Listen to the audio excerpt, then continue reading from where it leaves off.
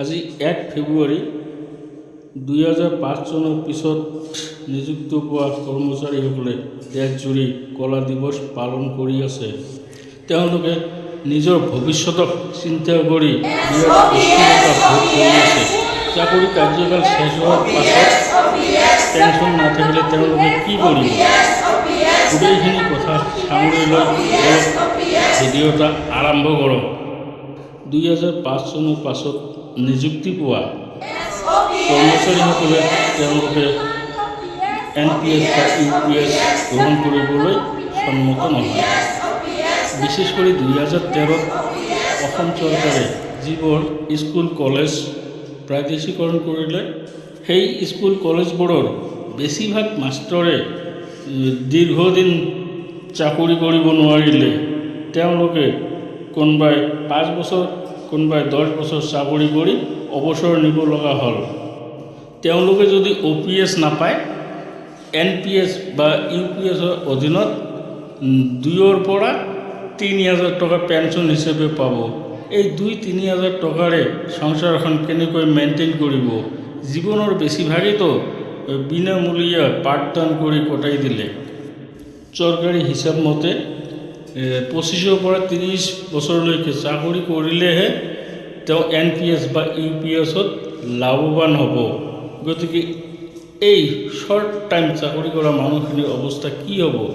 চৰকাৰে এবাৰ নিজে ভাবি চাওক। সেইবাবে কৰ্মচাৰী পৰিষদে দাবী কৰিছে যে আমাক NPS বা UPS নালাগে, আমাক OPS দিয়ক, আৰু এই OPS দিলে আমি বিশেষভাৱে উপকৃত হ'ম। আজি আমাৰ মাজত উপস্থিত আছে বৰদোৱা হাইস্কুলৰ সহপ্ৰধান শিক্ষক তথা NPS বা UPS কৰ্মচাৰীৰ দতমা ব্লক কমিটিৰ প্ৰেছিডেণ্ট কমলেশ্বৰ বৰ্মন। তেখেতৰ পৰা আমি NPS বা UPS আৰু OPSৰ মাজৰ পাৰ্থক্যখিনি জানি লওঁ। দেশজুৰি ৰাজ্যজুৰি NPS UPS বাতিল কৰি OPS কৰাৰ জন্য কৰ্মচাৰীবৃন্দই জোৰদাৰ আন্দোলন কৰি আছে। কি কাৰণত NPS বা UPS বেয়া বুলি আপোনালোকে ভাবে?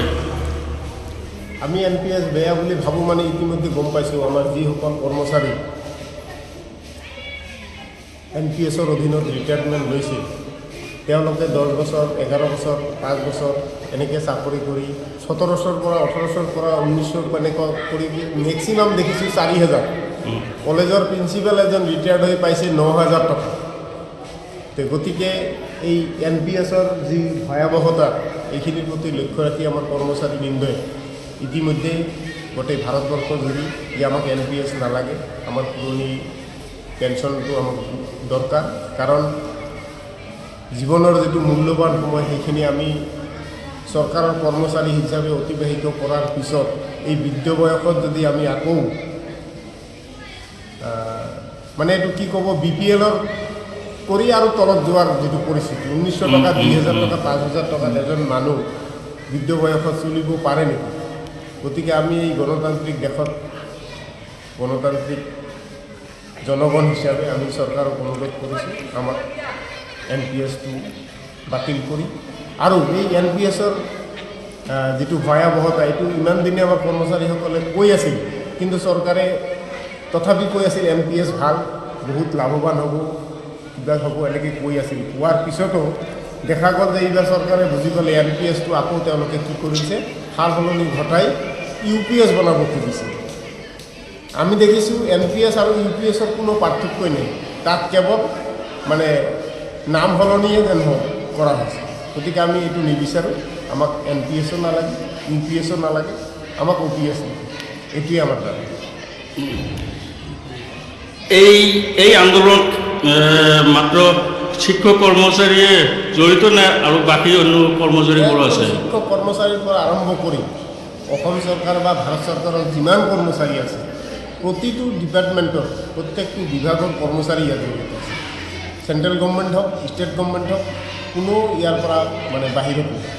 আপোনালোকে দেখিছে ইতিমধ্যে মিডিয়াত চেণ্ট্ৰেল গভৰ্ণমেণ্টৰ কৰ্মচাৰী, আসাম গভৰ্ণমেণ্টৰ কৰ্মচাৰী বা বিভিন্ন ৰাজ্যৰ যিসকল কৰ্মচাৰী আছে সবেই ইয়াৰ বিৰোধ কৰিছে।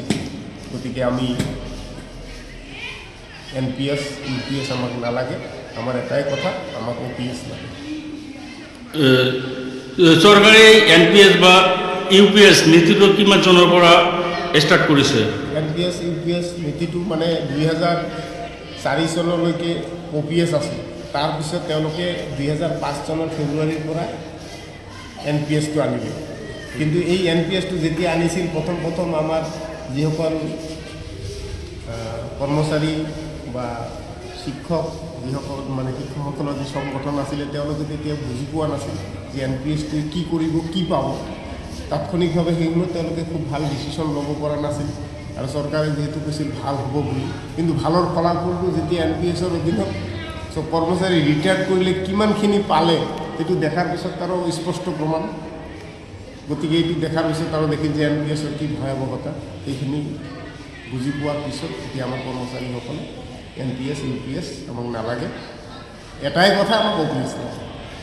NPSৰ ওপৰত ভিত্তি কৰি চৰকাৰে কিবা এটা দফা ৰাখিছে, কৰ্মচাৰীৰ পৰা 10% আৰু চৰকাৰে 25% নে কিমান দি 14% দি ৰিটায়াৰৰ সময়ত এজন কৰ্মচাৰীক অব্যাহতিৰ সময়ত মানে কি দিব, দিছে নে দিয়ে নাই? 60-40 যিটো এই 60%টো দি দিছে, 40%টো গৈছে।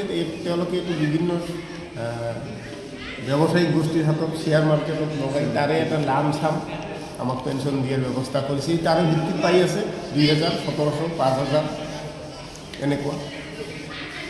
ইতিমধ্যে আপোনাৰ স্কুলৰ পৰা কোনোবাই ৰিটায়াৰ হৈছে নেকি? আমাৰ স্কুলৰ পৰা ইতিমধ্যে ৰিটায়াৰ্ড হৈছে। আমাৰ এজন হিন্দী শিক্ষয়িত্ৰী আছিল, তেওঁ ৰিটায়াৰ্ড হৈছে।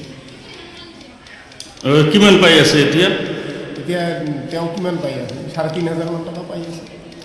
এই 3500 টকা দি তেওঁৰ ফেমিলি মেইনটেইন হয়? 3500 টকাটো নিজৰে নহয়, ফেমিলি আৰু কেনেকৈ হ'ব? নিজৰ মানে এই 60 বছৰৰ পিছত আপোনালোকেতো জানে ঘৰত কি সমস্যা হ'ব পাৰে।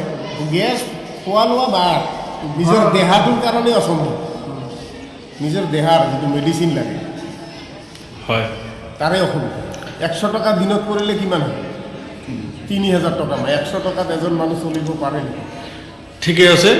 আপোনালোকে এতিয়াকে মিডিয়াৰ জৰিয়তে কাক জনাব বিচাৰিছে? আমাৰ মাননীয় মুখ্যমন্ত্ৰী